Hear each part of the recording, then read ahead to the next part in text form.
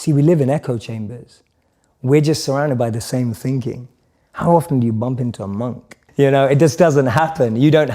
No one has a dinner party and goes, oh yeah, we just invited the monk, you know, from town, like the local monk. Like no one ever does that. And so we meet people who are just like us most of the time. And we talk about this in business all the time. If you want to be a billionaire, spend time with billionaires. If you want to be a millionaire, spend time with millionaires. If you want to be a tech startup, spend time with, you know, that's the common rhetoric that we hear all the time. But what if you want to find purpose and master the mind? There's no one better than a monk who's mastered the mind. So for me, the first step is just opening yourself up to new experiences and new role models. Because most of us can't see ourselves in people, so then we try and fit ourselves into the boxes that we do see. And I mean, there's this beautiful quote that I've been saying it everywhere, and I wish I wrote it, but I didn't. So it's by a philosopher and writer named Cooley. And he said that today, I'm not what I think I am. I'm not what you think I am. I am what I think you think I am. Right? And just let that blow your mind for a moment. It's so powerful. I'm not what I think I am. I'm not what you think I am. I am what I think you think I am. So we live in this perception of a perception of ourselves. Hence, my identity is made by what my parents think I should be. My identity is made up by what my college or university thinks I should achieve.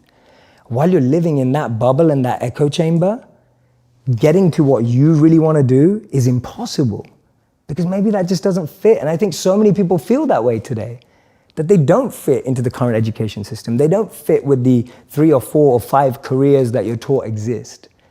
So that process of self-excavation and actualization first requires being exposed. You can't be what you can't see.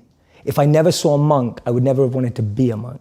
If I never meet a billionaire, I wouldn't want to be one, because I wouldn't know what that feels like. I don't know what it looks like. I don't know what it takes.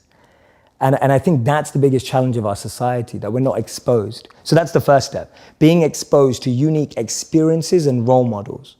Second step is finding that experience or role model that you're passionate about, and exactly like you said, taking it seriously. Shadow them, network with them, spend time with them, observe them, even from afar. It takes that observation, being addicted to observing that person's lifestyle. And then the third step is going yes or no. Does that work for me?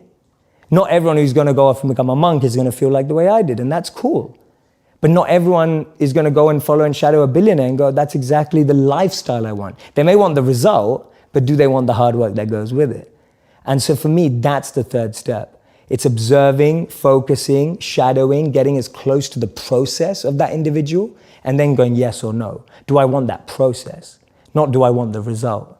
Everyone wants to be that monk who's fully enlightened, you know, can walk through, has an incredible aura that people just gravitate towards. But when you realize he has to wake up at 2 a.m. every day and sleeps about 4 to 6 hours, you're like, you know, I don't want to do that. That doesn't sound like me. Yeah. All right.